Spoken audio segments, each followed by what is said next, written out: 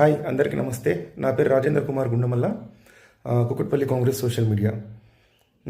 మీకు ఒక విషయం చెప్పదలుచుకున్నా. మన బీఆర్ఎస్ పార్టీ వాళ్ళు మొన్నను నిన్న అనుకుంటా ఒక ప్రెస్ మీట్ పెట్టినారు.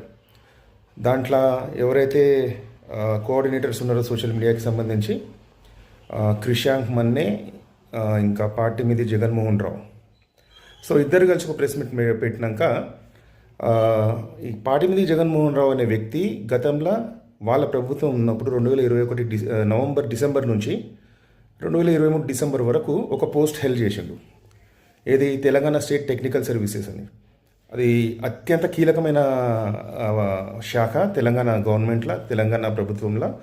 ప్లస్ అన్నిటికీ ఈ టెక్నికల్ సర్వీసెస్ సంబంధించి సాంకేతిక సేవలకు సంబంధించి అత్యంత కీలక సంస్థ.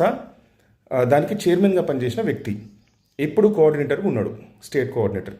సో ఈ వ్యక్తి ఏం చెప్పిందంటే, వీళ్ళు అధికారంలో లేనప్పుడే ఈ రకంగా ప్రచారం చేస్తున్నారు. ఈ వీడియో చూపిస్తాం మీకు, చూడండి.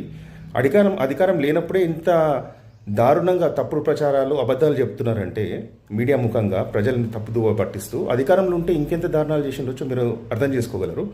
ఈ వీడియో చూపిస్తా. వాళ్ళు ఏమన్నారు, తెలంగాణ సెక్రటేరియట్లో ఈ 9వ ఫ్లోర్లో ఒక ఆఫీస్ పెట్టి, అంటే ప్రభుత్వం తరఫున ఒక యూనిట్ పెట్టి అందులో దాని నుంచి ఫేక్ ప్రచారం చేస్తున్నారని చెప్పేసి ఒక వీడియో పెట్టినారు. కానీ తెలంగాణ స్టేట్ సెక్రటేరియట్లో గ్రౌండ్ ఫ్లోర్ ఇంకా లోవర్ ఫ్లోర్, అదే సెల్లార్ అంటాం కదా, అది ప్లస్ గ్రౌండ్ ఫ్లోర్ కలిపే 8 ఫ్లోర్స్ ఉన్నాయి. మనకు కనిపించే 7 ఫ్లోర్సే. కానీ వీళ్ళు ఏమని ప్రచారం చేస్తున్నారంటే 9వ ఫ్లోర్. మరి 9వ ఫ్లోర్ వీరు రాత్రి కళలో నిర్మించుకున్నారో లేకపోతే ఆ ఫామ్ హౌస్లో పండుకొని వచ్చారో తెలియదు. కానీ ఒకసారి వీడియో చూడండి, చూసినాక మీరే మాట్లాడండి. ప్రభుత్వ కార్యాలయం, హెచ్జిసిఎల్ కార్యాలయం కావచ్చు, అదేవిధంగా సెక్రటేరియట్లో 9th ఫ్లోర్లో ఉన్నటువంటి ఆ స్పేస్లో కావచ్చు, ఇట్లాంటి ఫేక్ న్యూస్లను సర్క్యులేట్ చేసే టీమ్స్ అన్ని కూడా ఆపరేట్ చేయబడతా ఉన్నాయి. Spectacular Secretariat, which brings all administrative wings under one.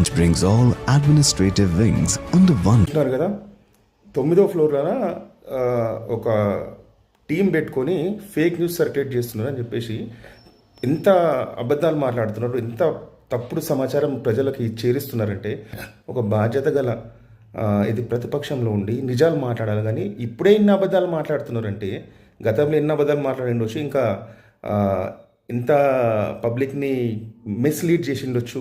అది మీరే అర్థం చేసుకొని ఇది వీళ్ళని ఏం చేయాలనేది, వీళ్ళని మళ్ళీ నమ్మి వీళ్ళని గెలిపేయాలా, ఓట్లేయాలనేది మీకే వదిలేస్తున్నాయి ఇట్లాంటి పార్టీ వారిని.